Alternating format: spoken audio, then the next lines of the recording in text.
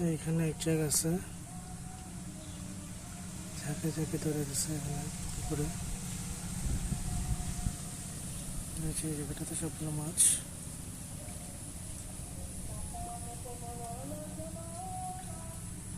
পুকুর ঘাটে একদম চলে আসছে, তারা ভয় পাইতেছে না। টাকার অনেক বেশি ছিল, যে বড় মাছগুলো খাইতেছে। সুন্দর লাগে, বিকেলে আসলে সুন্দর লাগে।